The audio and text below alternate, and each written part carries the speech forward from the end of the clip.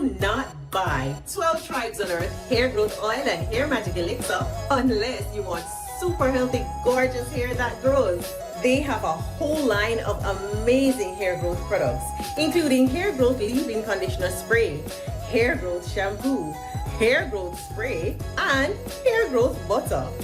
I'm starting to sense a theme here.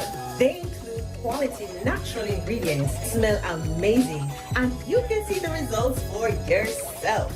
So if you're looking for healthy hair growth for your natural or relaxed hair, try 12 Tribes on Earth today. Finding the right real estate professional can be challenging. I'm broker Melissa Wilson. I'm knowledgeable in all aspects of the real estate process. So whether you're looking to buy new or an existing home or have a commercial need, I'm here to help.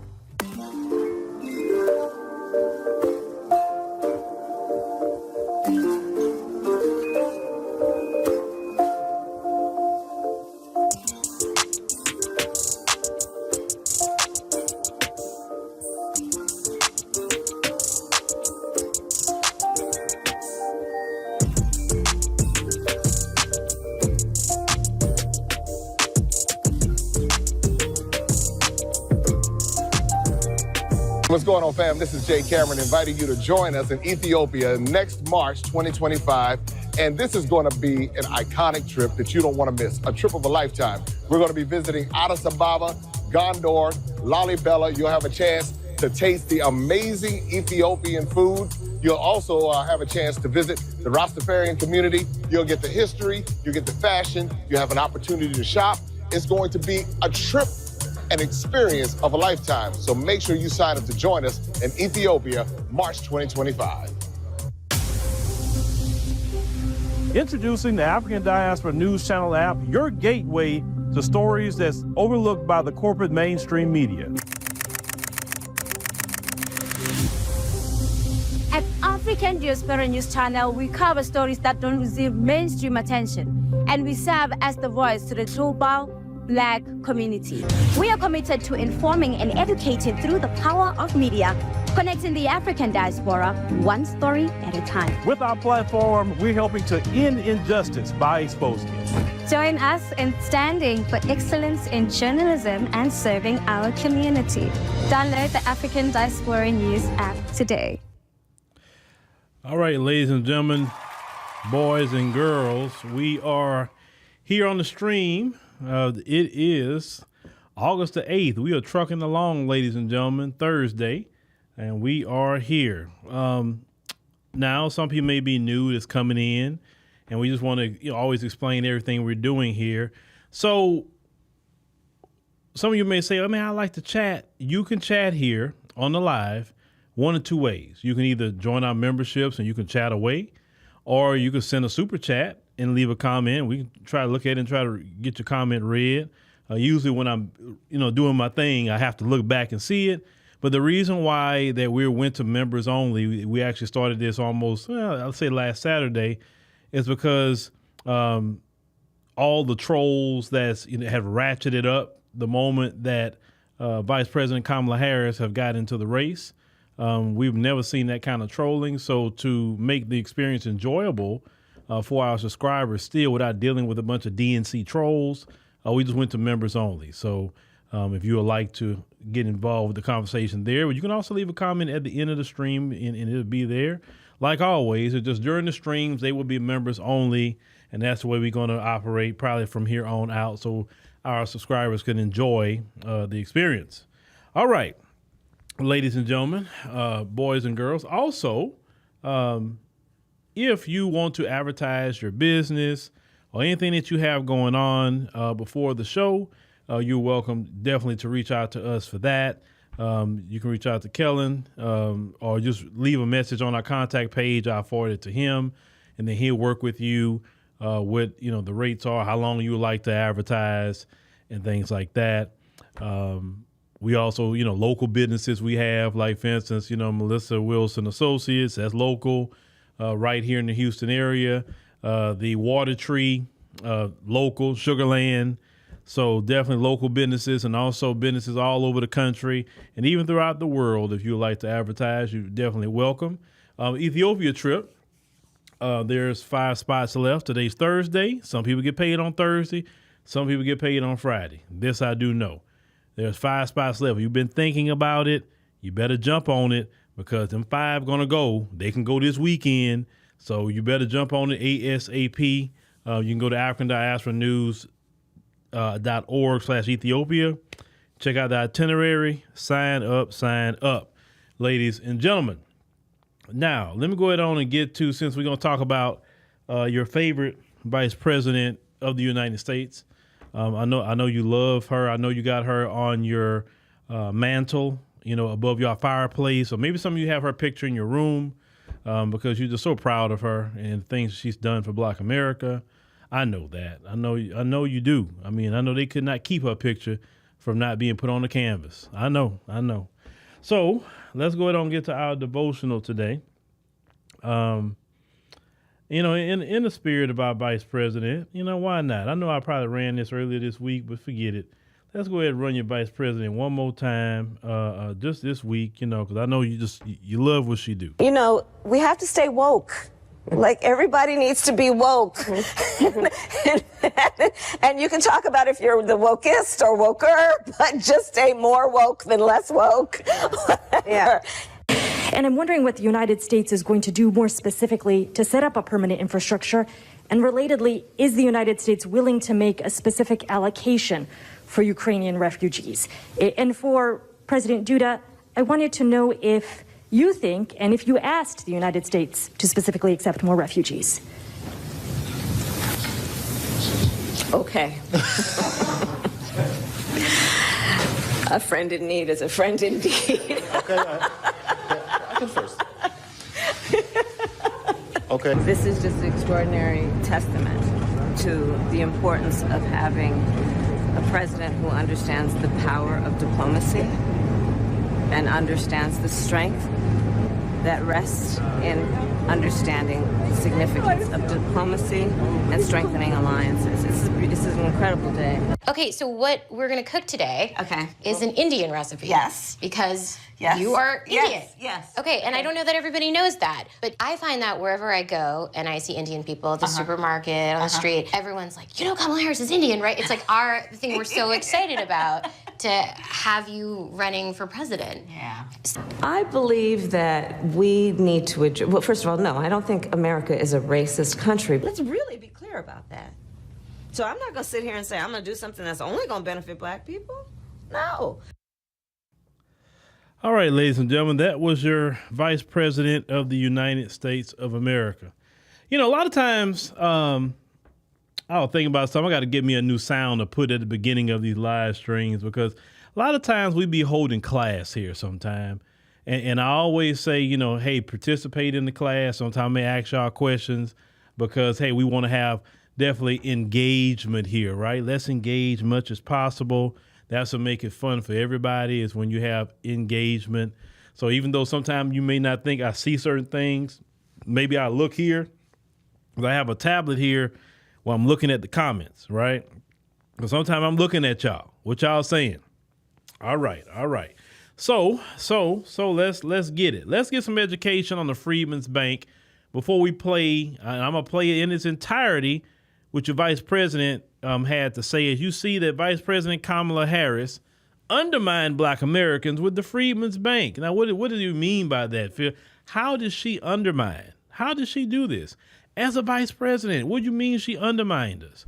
Well, let's get into the history of what is actually the Freedman's Bank. And we're going to take this, history right from a government source. So nobody can say I'm pulling it from different places. I'm going to pull it directly from the United States government. So let's go on and cue up this from the United States government. Give me a second. All right. U.S. government. Here we go. Boom. And come on now. U.S. government. Where we at? I thought I saw you. Nah, I'm tripping. Hold on. All right. There we go. All right. So this comes from the Office of the Comptroller of the Currency. As you can see clearly, an official website of the United States government. So I'm not taking this from no one, but straight from the government. As you can see, the Freedman Savings Bank Good intentions were not enough. A noble experiment goes awry. All right. So let's get into it. What the government says about the Freedmen's Bank. It said, like much anything else that came out of the Civil War, the Freedmen's Savings Bank, officially the Freedmen's Savings and Trust Company, began with a sense of high moral purpose as founders understood that the 13th Amendment to the Constitution, which abolished slavery, was only the start down the long road toward full participation in American society for former slaves. We're talking about my ancestors, and if your ancestors are former slave in this land, I'm talking about yours too. Simply to survive the transition to a system based on free labor, remember the key word is free, they would need food, clothing, shelter, and medical care. But in the longer term, if they were to have a meaningful chance to succeed in American society, they would also need education, legal services, financial services, and capital.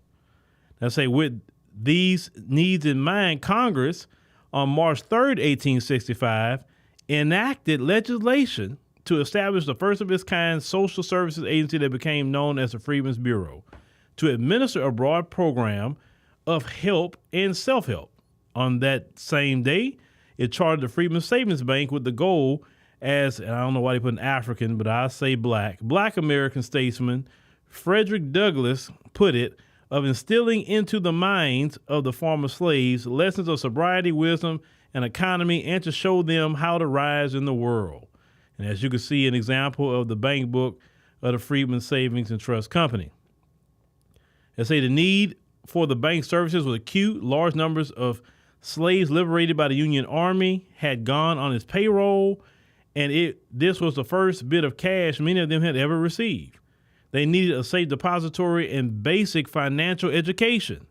The plan also for the bank to employ numbers of freedmen, giving them hands-on training and experience in the banker's skills. At first, all went well. Let's say with the Freedmen's Bureau helping to publicize it, the bank attracted millions of dollars from tens of thousands of depositors. They said the accounts established were poignantly small. The vast majority of them ranged from between $5 and $50. Now, $5, and I think I read in today's terms, like $31. Now, they say these small deposits were emblematic of the historic rise of a class of black property owners. They say the bank was quick, perhaps too quick, to acquire the tangible symbols of success. It established dozens of branches throughout the country, which attracted new deposits, but also depleted its resources. It built a splendid headquarters in Washington, D.C., at the southeast corner of Lafayette Square, where the Treasury Annex now stands.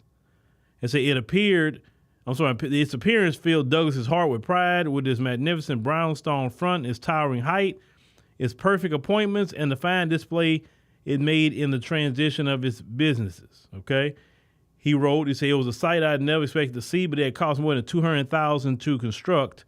It said, and furnished a dubious expenditure for an institution that within a few years of its founding would be already experiencing problems.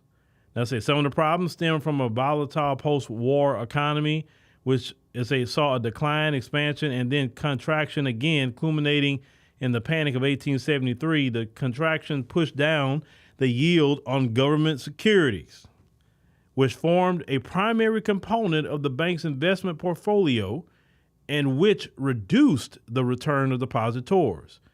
It was ostensibly for their benefit that the management team at the bank urged Congress to liberalize the terms of its charter, permitting it to make loans backed by real estate. Now, Congress went along with this. After all, access to finance for housing-related purposes, then as now, was a matter of compelling public policy. Unfortunately, history has repeatedly shown the era of expanding bank powers without providing a commensurate increase in official oversight and risk management. Now, enter the office of the Comptroller and the Currency, created in 1863, just 2 years before the Freedmen's Savings Bank. The Comptroller and his examiners were responsible for supervising the national banks it chartered, including several in the nation's capital. Under the national banking laws carried out by the OCC, real estate lending was explicitly forbidden, a prohibition enforced by the office's professional bank examiners. We're going through all this for a reason, ladies and gentlemen. Just bear with me. The Freedmen's Savings Bank depositors had no such safeguards. Indeed, the bank's charter explicitly subjected it to the authority of the OCC, but to Congress itself. The oversight provided episodic, and what there was of it was often tainted by political considerations. This is why the Congress has seen it fit to create the OCC as an independent agency funded not by appropriations, but by fees paid by the banks it supervised. Now, in 1873, as the national economy spiraled downward, the bank's condition turned critical. Too late, Congress asked the OCC to assess its prospects, providing a special appropriation to conduct emergency examinations. In February 1873 and February 1874, the OCC examiners Charles Meigs reported on the growing precariousness of the bank's position. In part because no one had been watching carefully over the bank's affairs, its officers had fallen victim to their own inexperience and to the machinations of the likes of Henry Cook, who served on the bank's board while also serving his family banking business. Using the assets of the former to benefit the latter, in March 1873, Frederick Douglass was induced to take the reins of the bank. So Frederick Douglass got involved. The great Frederick Douglass. They say a move that many hoped would steady the bank in the eyes of its depositors, lest they withdraw their savings in a panic. But it was too late. On June 29, the bank trustees voted to shut it down. Now, I say the bank's closing did more than shatter the dreams of Douglass and others with high hopes in its future. It left 61,144 depositors with losses of nearly $3 million. And at that time, $3 million, Lord, you can imagine what that is today. I would have to look at the inflation calculator and let me pull that up for y'all. So let me tell y'all exactly how much money they lost in today's standards. Just give me a quick second to pull up the inflation calculator from 1865 to 2024. According to this, let me pull it up. I guess that's 3. Hold on, one more zero, right? Yeah. So I want to make sure I did that right. Bear with me, guys. 1, 2, 3. 1, 2, 3. Yeah. So basically, in today's standards, they lost $57.8 million when they closed that bank. So black folks at that time period, if it was today, could you imagine a bank closing and $57.8 million is gone? Of course, we have FDIC now, but just imagine. Now, say after waiting years, depositors only recouped a share of what was owed to them. It was a bitter conclusion to a venture launched with great promise. Now, we went through all that to talk about black folks before we get into your vice president here. The reason why a lot of black people don't have bank accounts is because of that story right there. Black folks, when they put their money in the Freedman's bank and they basically stole all their money, because they stole it. They stole it. They didn't give them. They're supposed to give them their money. If you want to shut down the bank, that's fine. Tell everybody, come get your money out of here, and we're going to shut this thing down, right? Stole all black people's money. This is why black people always said, well, I'm going to hide my money in my house. I'm going to save my money here. My grandfather never believed in stashing a bunch of money in a bank. He always said, he told me, hey, you got to get you one of these cabinets. So he had a cabinet at the top. He had a lock on it, right? And my grandfather, no matter what it was, if something broke down in the house, he never had to say, you know what, I got to wait till I get paid. Not one time. Some electrical issue happened. It could be $500, $600. He going up there. It could be $2,000. He going up there to get it. He can have, he always had money up there. Always. And matter of fact, I'm going to tell you how cold my grandfather was. He had that cabinet. My grandma didn't have the key. And she never asked him for it. Now, we talking about a different time period and different women. Because you know if a man had something like that today in the house, it's like, hey, I'm putting my stuff up. What you mean I can't get in there and get it? Why? You already know. But back in that time period, grandma would be like, okay, hey, that's his thing. It's whatever, right?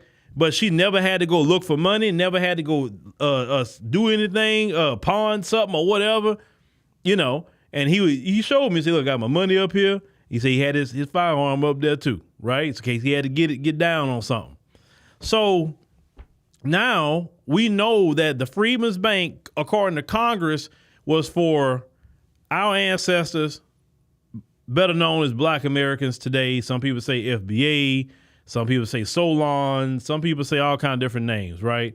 But it was for us. Well, now let's fast forward to a couple of years ago to your favorite vice president in the whole entire universe. I wanted to play her whole speech at the Freedman's Bank Forum. Now, you remember what the government said what the Freedman Bank was supposed to do and who it was for. Let's play your vice president and let's hear exactly what she's going to say in this speech. Please listen for key words, class. Listen for key words in what she's going to say, okay?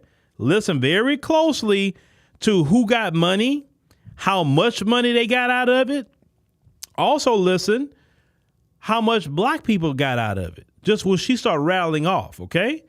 And please listen to this. And this is while she's vice president. She's running for president. But let's cue this up. Just give me a second. Let me get to it here. This is your vice president right here. Listen to her, ladies and gentlemen. I'll begin with some history, which I think is familiar with many people in this room, but there are many who are not familiar with the history of Freedman's Bank. So Freedman's Savings Bank was founded by the United States Congress in 1865. It was a bank unlike any other our nation had known. Freedman's Bank was established to serve Black Americans newly freed from slavery, to help them build wealth and to build a better future. At Freedman's, to open a savings account, you just needed 5 cents, which, as I've calculated, is about $1 today. In the years after its founding, tens of thousands of Black families opened an account at Freedman's. They saved up to buy a farm, to build a home, to open a business. Even school children saved their pocket money to deposit it in this institution.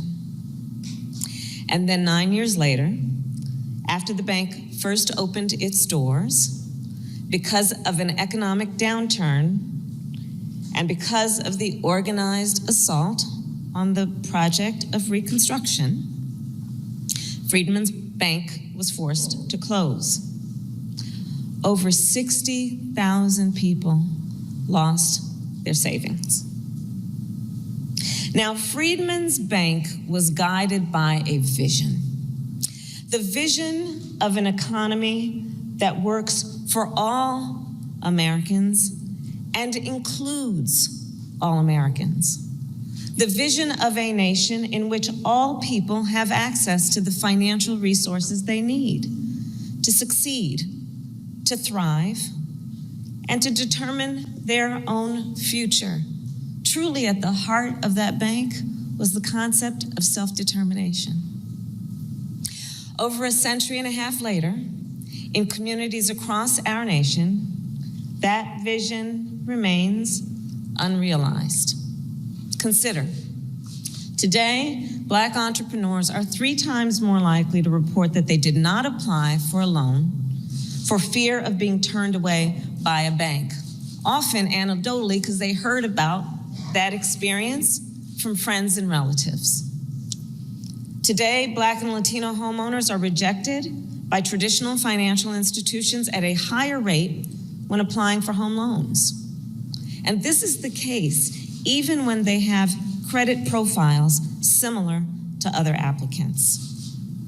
Today, many immigrant business owners, including some Asian American business owners, face language barriers that limit their ability to access capital and banking services. And people who live in rural areas, including many Native Americans, often lack access to traditional financial services of any kind. So President Biden and I know that for our nation to succeed, these disparities must be spoken of, acknowledged, and addressed. One of the last actions, as you heard Secretary Yellen mentioned, I took as a United States Senator was to team up with Leader Chuck Schumer and Senator Mark Warner and Senator Cory Booker and Chairwoman, Maxine Waters, to invest $12 billion in community lenders, which of course are financial institutions that predominantly do business in overlooked and underserved communities. Last month, I was proud to announce that because of that hard work and the work of many of the leaders in this room, our administration has distributed more than $8 billion of that investment to 162 community lenders across our nation. That is $8 billion on the ground in communities across our nation right now.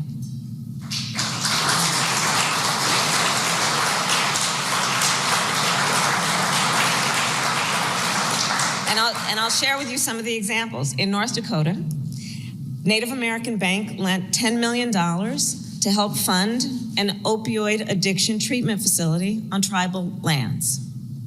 In Georgia, Carver Bank lent over $500,000 to help Black-owned companies build affordable housing.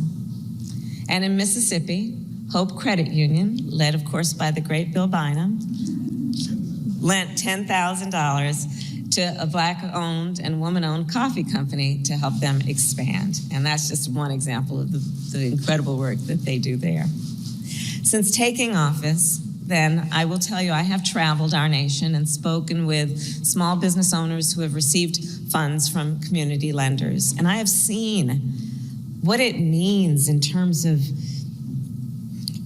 acknowledging, recognizing, and then feeding their ambition and aspiration and creativity, both in terms of their own aptitude and capacity, but also because they are in the best position to understand the needs and the capacity of their communities.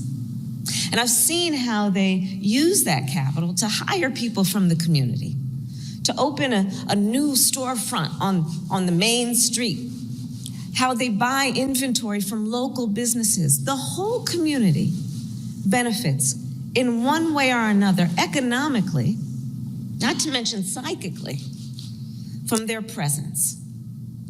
And at the same time, I have also seen how the great need for capital still remains in our country, meaning how much more work we still have yet to do. You know, I hope and know that everyone here does get the opportunity to travel our country. And from my travels, I will share with you, there are so many people in our country that have incredible dreams, fueled by their ambition, fueled by their aspiration, fueled by seeing what is possible, and then going for it. But far too many still lack the resources and the support to make those dreams a reality. And what ends up happening then is these entrepreneurs cannot access capital to start a business. We're talking about families who then cannot access the capital they need to buy a home, students who cannot access capital to get an education because they live in an underserved community, and because often they also do not have the benefit of intergenerational wealth. We need to address this because, again, there is a complete disconnect between their inability to grow and the fact that they are so talented and desirous of doing just that. So let's deal with that disconnect, which we also refer to as disparities, because we see that people in our country are having an experience that is not equal. And that's why we talk about equity, because we recognize not everybody starts out on the same base. They don't start out in the same place, even though they have the same God-given capacity. So when we talk about the work we are doing here together, it is recognizing that and being guided by this principle of what we must do in the spirit and in the interest of equity. And to do this, one of the aspects of the success we have seen so far is the benefit and the incredible power of public-private partnership. The public and the private sector joining together. And what we have been doing and must do more is to combine the expertise and the experience of the private sector with the reach and the scale that only the government can provide. And together, that is what we have done so far, which has resulted in the success we have seen. As Secretary Yellen mentioned, earlier this year, we launched the Economic Opportunity Coalition. This coalition consists of over 20 private sector organizations. It includes technology companies, philanthropies, and some of the largest consumer banks and investment firms. And together, these private sector leaders have committed tens of billions of dollars to promote and then provide capital to community lenders, to support entrepreneurship and minority-owned businesses, and to expand access to financial services, and to create and protect affordable housing. And today, this coalition has committed more than $1 billion to community banks serving minority and rural communities. So all of our work thus far, we still have more to do, all of our work thus far, I believe, comes down to this. America is a nation driven by the ambition and aspiration of her people. And so let us continue to fight to make sure all people have a chance to realize their dreams and to determine their own future. Because when we do, we not only advance economic justice, we strengthen our economy as a whole, creating prosperity and opportunity for all. Together, we here know we have the ability and the responsibility and the duty, dare I say, to realize the vision of Freedman's Bank. And that is what we have gathered here to do. So thank you all so very much for your vision, for your commitment, and your work. All right, class, I wanted to put you through all of that because I had to listen to it. But did you hear? She started off talking about the history of the Freedman's Bank. Then she started slipping in that minority word. She starts slipping in rural communities. And when they say rural communities, they're not talking about black folks that live in the country. They're talking about poor white people. You understand what I'm saying? They put them in a minority category too. So you use the Freedmen's Bureau, the Freedmen's Bank, underneath that name that was meant for black people, and then you disperse everything to everybody else. You remember when she said that, when she was talking about who got money? She said Native Americans, they got $10 million. The first time I heard that, I was like, okay. I want to say another word, but I got to be professional.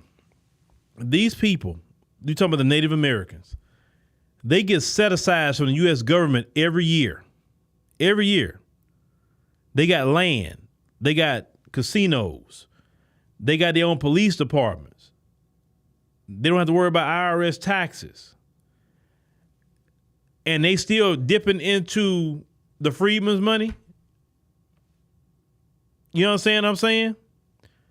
Then when she talked about black folk, she mentioned, and I got $500,000 for black businesses. Then the one person she talking about, this other one got $10,000. $10,000. And so where all the billions are going?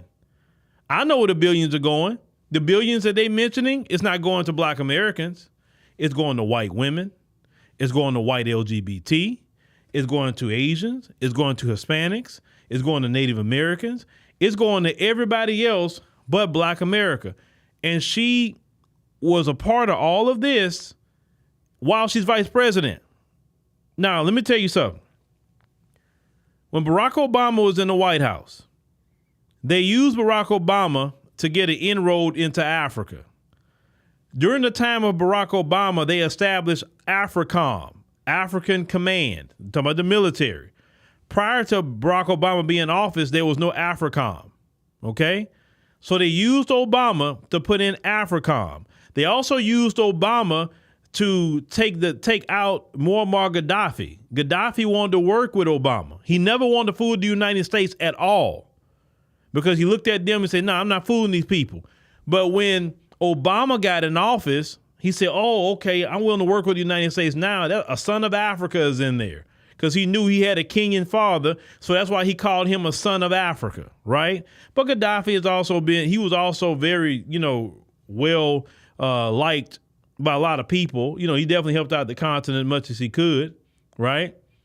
But Obama was the one that gave the last word to take the life of Gaddafi.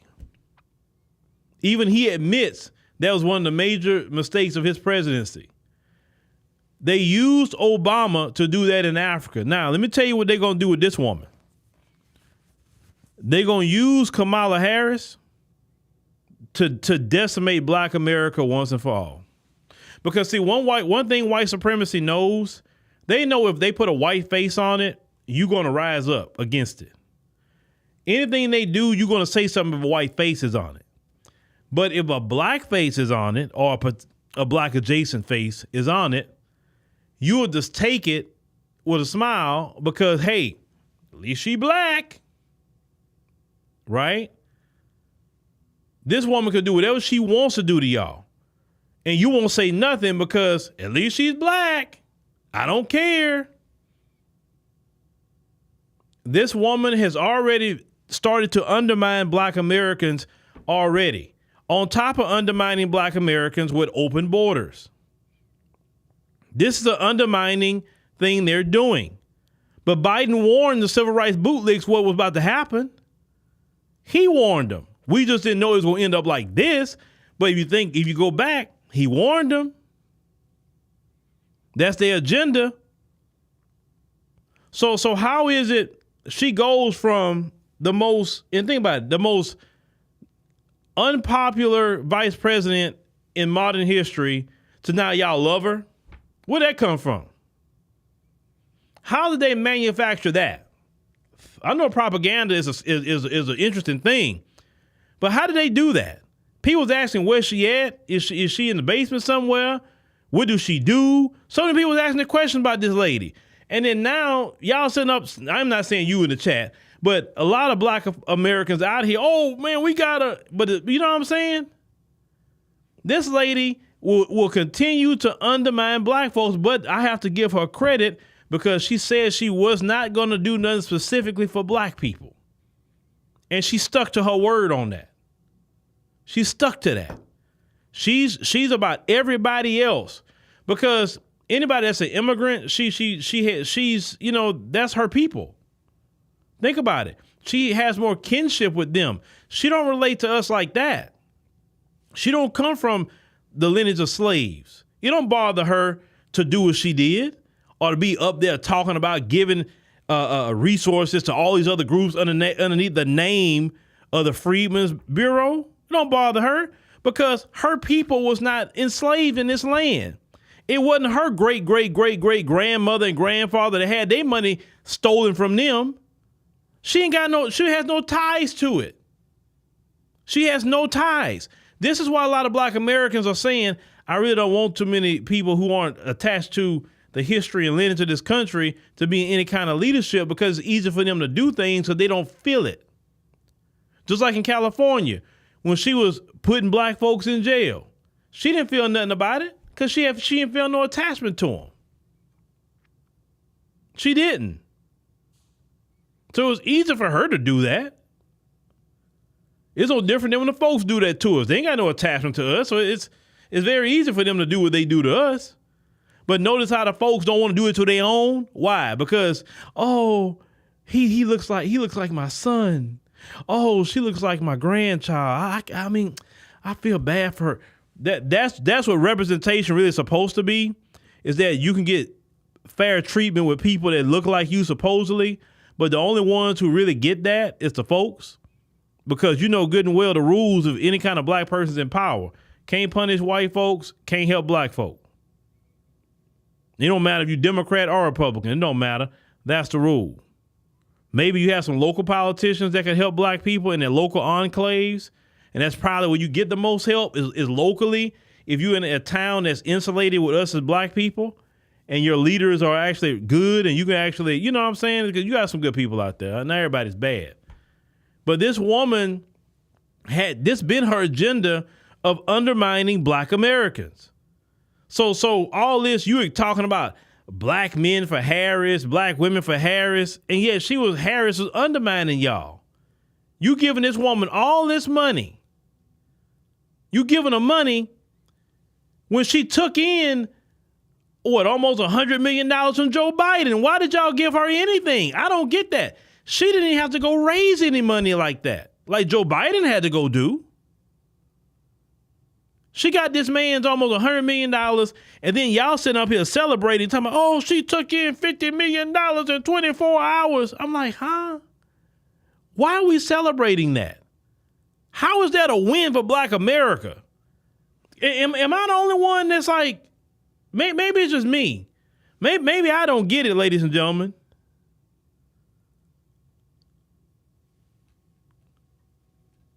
Okay. Well, I'm looking at Maddie here. Maddie say, if you're in Philly, there's an Indian halal food truck on every corner and stores everywhere. Now I know why. There you go. I have to hand clap you on that. There it is. You wonder why these people who can barely speak English, all of them got businesses? There you go. Because to open up a business, I'm telling you, I know it requires money. You can't just pop up one day and say, I'm opening up a business. No, you're going to spend a lot of money in business. And I'm telling you, these people right now, their businesses they have, they doing everything mostly in cash. If they hiring somebody, they paying them in cash. They doing everything they can to circumvent paying IRS taxes. These people are not paying the taxes that I would pay or you would pay. And neither are they being investigated. In the cities, they're not on them by permits and all of that. Go ask black people in LA. They got so many migrants out there selling food, not told nothing, but black folks got legitimate businesses and they're being harassed or losing permits and all that. You understand what I'm saying? Black folks got to follow the letter of the law in business or whatever we do. But everybody else will come over here and set up a business and then check it out.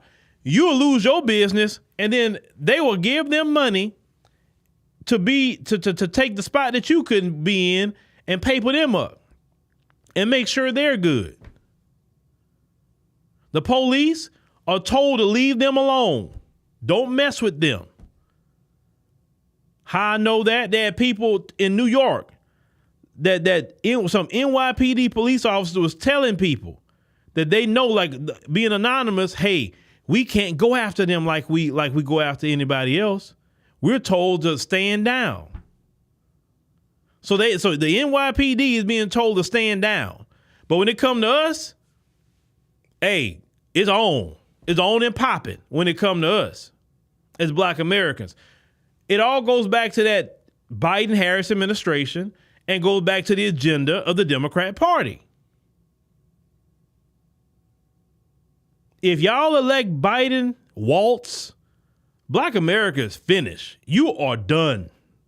You are done. I'm telling you, you will be finished.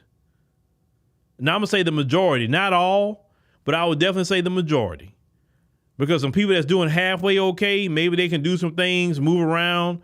You know what I'm saying? Some people may just get sick of the whole thing and say, you know what, I can't deal with this. Because my thing is this. You can make some headway if you got people on code enough. You can. It don't matter what politician's in there. You can make headway and do great if you own code. Our problem is the majority, and I will say the majority of black America is not on code. The majority of black America want to be comfortable in captivity. They're actually cool with being at the bottom. They don't want to run their education. They don't want to learn how to run a society. And we talking about the majority. We ain't talking about those of you who get it.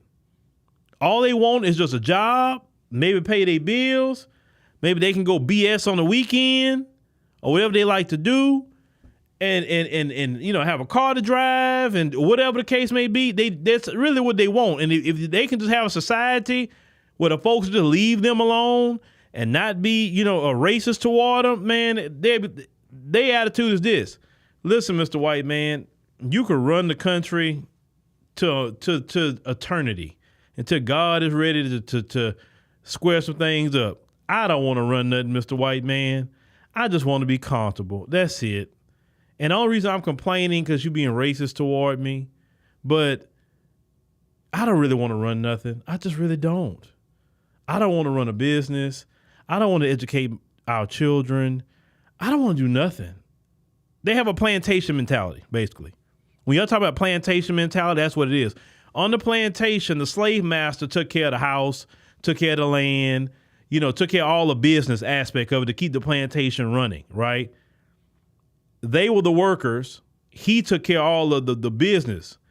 That same mentality is still in a lot of Black Americans today. I told you, not everybody's ancestor was courageous. Some of our ancestors were cowards. And that lineage of a coward is still in people today. And the lineage of the courageous is still in people today, too. It is. Because the way they make you take, like, everybody's ancestors was like Harriet Tubman. No, they're not. Why Harriet Tubman carried that gun? Why did she do that? Why? Because she knew who they were. She knew a lot of them were cowards. She knew and told them they will get her life ended if they go back. Because they start getting scared. Oh, Lord, Harriet go, oh, what they gonna do? No, Harriet pull that gun. Hey, you going to freedom one way or another. Either you coming with me or you gonna go to freedom in the next life, but you sure ain't going back over there. You come with me. Why Harriet had to do that? Because that would have been the end of Harriet's life if she would have let them go back to that plantation. Harriet Tubman knew who they were. That sister knew who they were. And the same people that Harriet had to deal with to take them to freedom. And what did she say?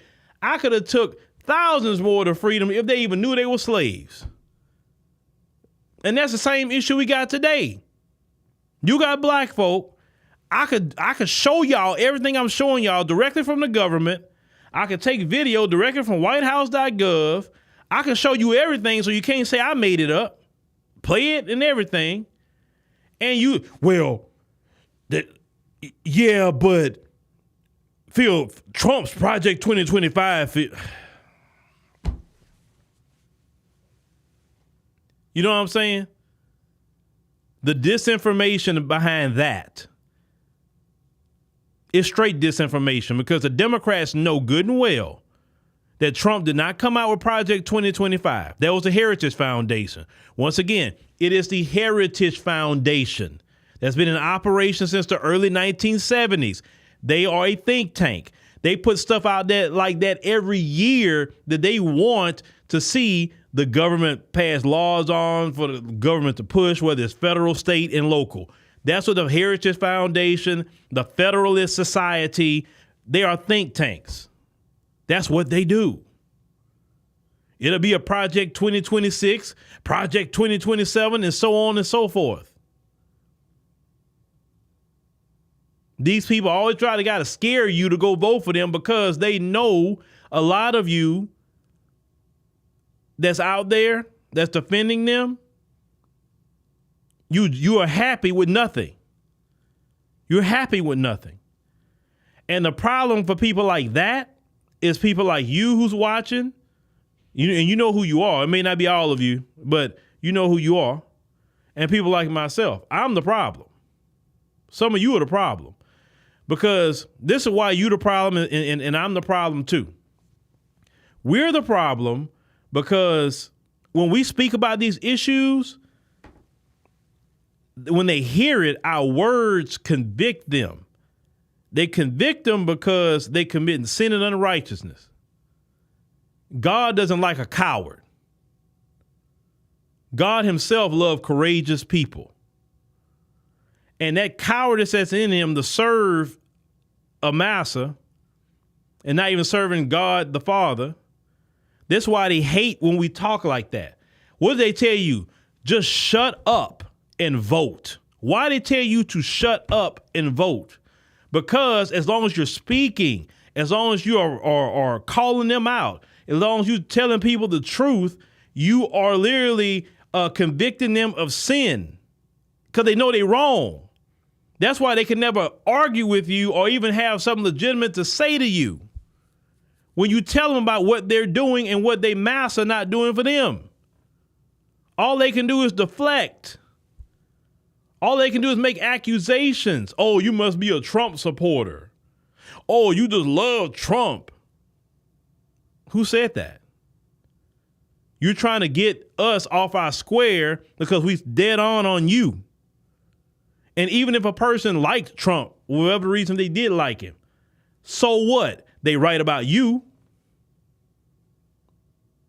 You just want to vote for Trump. Okay, vote for Trump. They still write about you. Right? What are you going to say now?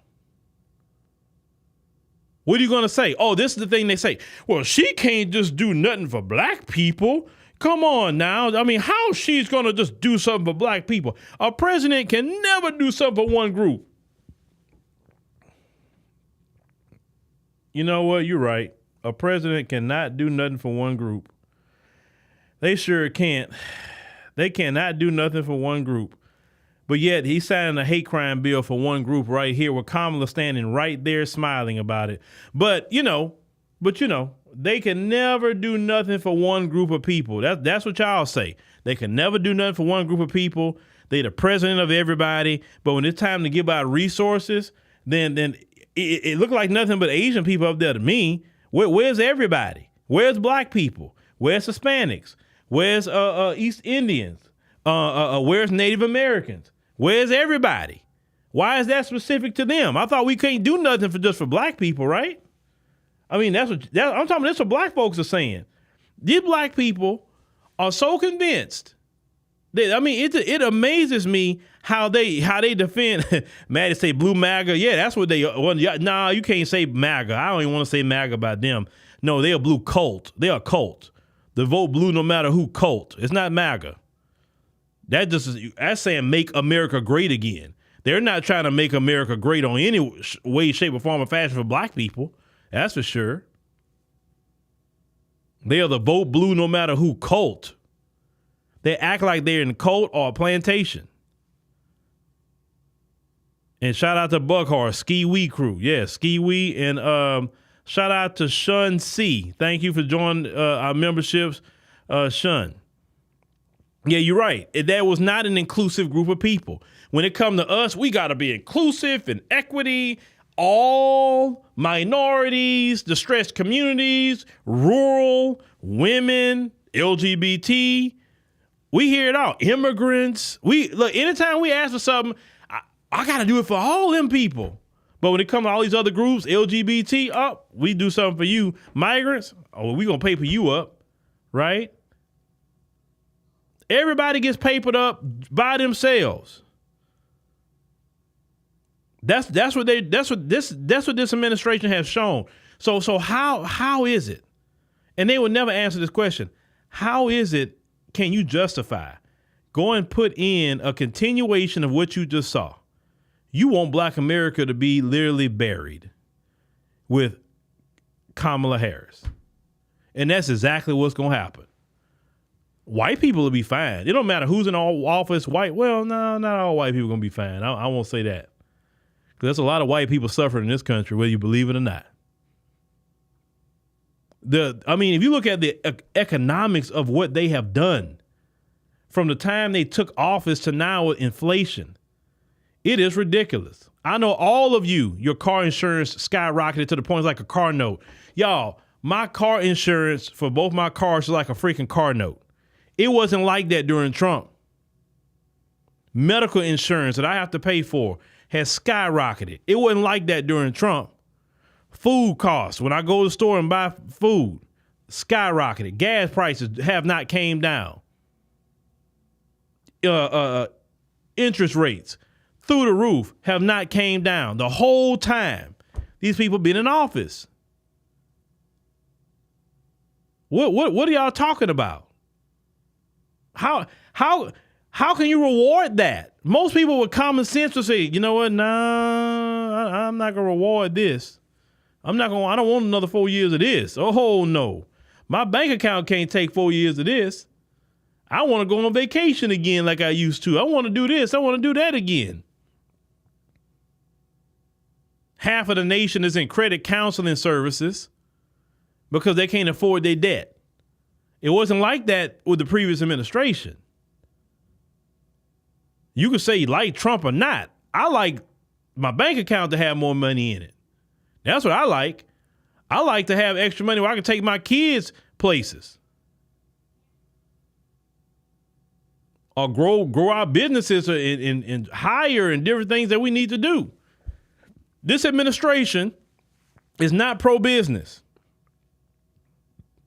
I'm very pro-business, especially in the black community, because when you have your own business, and any entrepreneur here could tell you, there's no glass ceiling. You work for the folks, there's a glass ceiling. You only gonna get so far. You'll see it, but you'll never be able to attain it. You can only get past the glass ceiling unless you work for yourself as a black man or woman in this nation. And they understand that. That's why they give all that money to the migrants. And that's why you got to think about it. You opening up a food trucks, food stores. Food trucks is thousands of dollars. You're not going to get one for $500. Food, all that. Where you getting the money from? Where you getting the money from? You're getting it from the federal government. But let you tell the government, you know what? I want some money. Oh, you about to go through it. You got to go through a process. Even if you went through the SBA, you got to go through a process. I want to know where the money coming from. Exactly what checks they getting. And why black Americans have been told, since we talking about doing it for everybody, why black Americans don't know where to get this money from. Why y'all keep all that a secret, but the migrants know.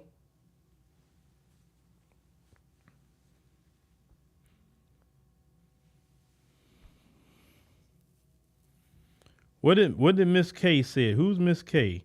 Said black people, we are the smallest population in the United States, so why is it so hard for us to get together and get on one accord? Miss K, that's not true. We're not the smallest population in the United States. Not at all. And most black people aren't counted in the census. That's number one. And even if the ones that were counted, what they say about, well, let's say like us, just not including immigrants. I think we were about 45 million and it's about 2 million, black immigrants. From the Africa, Caribbean, etc. The Vanity SB says, Phil, I'm a descendant of U.S. slaves. I am an inventor. I could use some Freedman money for my cure for toenail fungus. Yeah, that's a lot of black people sitting on cures, sitting on inventions that could literally innovate America. But they need funding.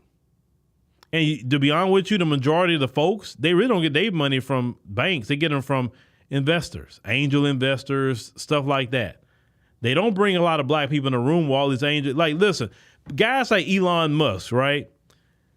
He didn't get his wealth by, oh man, he just hit it. No, they throw money at a guy like that. Them little white guys that get little tech companies, they throw millions of dollars at them. They don't throw millions of dollars at us, but them, they just throw them money. I mean, oh, you got an idea? Here's $5 million. Try to see what you can do with it. You know what I'm saying? But then you look up and watch black men and women get on a call talking about black women or black men for Harris, and you get $2.7 million, and then you want to get like Florida Evans. Where is black America getting all that cash? Where you getting it from? How is it we suffering and y'all can get on Zoom calls and get 2.7 million, but I forgot. Sorry. There's only two reasons why black folks can get money together quick. The church house in the name of white Jesus, the Democrat Party in the name of their blue God. That's the only two times the black folks will get money together real quick.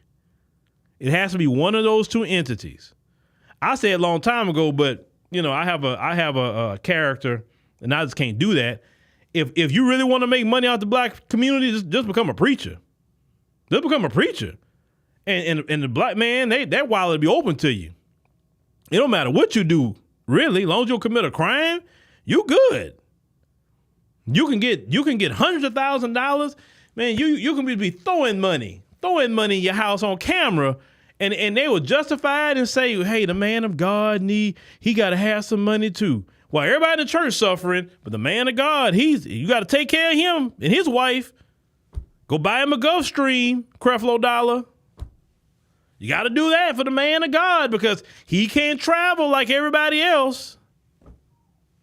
You know? What Kenneth Copeland say? Can't be around the demons, right? Y'all give y'all money all day long to white Jesus and the blue God, boy. Black folks will pass away before y'all give something to them. Then they try to get slick. Who's stopping y'all from doing the same thing we did? Who's stopping? Anybody? Nobody. But let's call it what it is. If it's not white Jesus or blue God, nobody coming together like that. It's just not happening. The only thing I think, hold on. It's one more time people come together. Let me remember. Blood sacrifice. And the blood sacrifice kind of has to be on camera. And the blood sacrifice, it must be perpetrated by a white person, and they can't get charged to go to jail. They got to kind of be out there. Then you'll mobilize, you'll get money, you'll do things real quick. You know what I'm saying? When I say blood sacrifice, I mean like George Floyd. Understand? A blood sacrifice. A Freddie Gray, a blood sacrifice. Stuff like that. Get mad if you want. I'm telling you what I've seen in the past 12 years of me doing this. That's why sometimes I'm like, man, I got to go do other things sometime, other forms of media, entertainment, just to get a break from this. Because I was telling another brother today, y'all ain't about to drive me crazy. Y'all not about to drive me crazy. No. But anyway, ladies and gentlemen, thank you for joining us on the stream tonight. We greatly appreciate it. Make sure you click the subscribe button. Make sure you click that. It's your first time here. You don't have to ghost watch. We have several people on the platform that could bring things to you. You say we need to look for foreign investors like China. Hey, if they come along and it's a good deal, make your thing known. You will definitely catch all our people that's doing content here, like Sister Demetra, Sister Wangale, Renelle Way, Naledi, Vicky, Emma. Make sure you check out all the content that we have here. Also, make sure that you download the African Diaspora News Channel app and Google Play, Apple App Store. Once you do that, make sure you create an account. You create an account and you can choose monthly, quarterly, or yearly. That helps us, continue the show. It supports us and everything that we're doing. These platforms are up and down all around. These platforms can say, hey, we don't want you around doing certain things or certain content no more. But we can do whatever we want to do on that app. So make sure to support us. We need to do a major upgrade to that app. So we need to definitely keep increasing our membership so we can do the major upgrade we need to do for the app, among other things that we're trying to do, right? But thank y'all for listening. Tomorrow is Sound Off Friday, as you well know. And we'll definitely see y'all tomorrow, 7 p.m. Central Standard Time. Always come look Monday through Friday at that time. And on Saturday, 4 p.m.